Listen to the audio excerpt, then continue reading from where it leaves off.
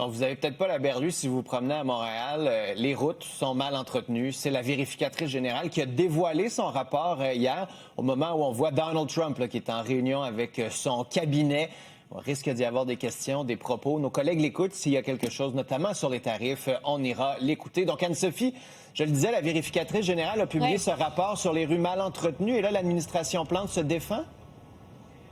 C'est ça, ce matin, Luc Rabouin a pris la parole, a dit ça fait des dizaines d'années que les rues sont mal entretenues, comme quoi l'administration aurait dû avoir affaire à déjà des rues mal entretenues. Mais on essaiera de mieux comprendre ça cet après-midi parce qu'on rencontrera la vérificatrice générale, l'opposition et la ville aussi pour avoir des précisions. Mais ceci dit, en effet, on le savait déjà que les rues étaient mal entretenues à Montréal. Il suffit d'aller à l'extérieur en vélo, en voiture pour le ressentir, de nombreux nids de poules. Mais là, c'est vraiment un rapport qui le confirme.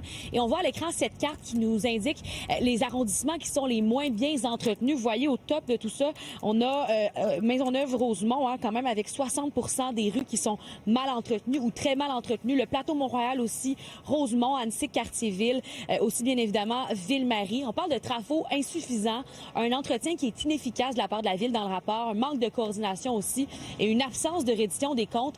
Luc Rabouin est là-dessus, justement, qui a réagi ce matin. Les travaux sont coordonnés parce que justement, depuis les dernières années, ce qu'on tente de faire le plus possible, c'est de planifier le revêtement des rues en même temps qu'on fait les infrastructures souterraines pour éviter d'avoir à revenir 2 ou 3 fois sur un même projet. Donc ça, c'est une nette amélioration. Après, c'est sûr que les défis d'investissement sont énormes parce qu'on a eu des décennies de sous-entretien de nos infrastructures. Dans ce rapport, il y a d'autres problèmes qui ont été soulevés, comme les dépenses par carte de crédit. On parle entre autres de critères qui sont pas assez clairs pour l'obtention d'une carte. Il y a 661 cartes qui ont été distribuées pour 6,4 millions de dollars qui ont été dépensés en 2023.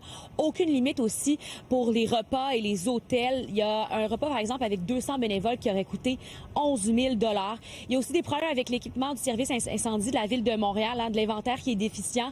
Et la vérificatrice générale qui a aussi dénoncer des salaires qu'elle considère trop élevés pour certains dirigeants, par exemple de la STM. Et cet après-midi, comme je le disais, on va la rencontrer. Il y a aussi l'opposition qui va prendre parole, donc on vous revient. À tantôt, Anne-Sophie. À tantôt.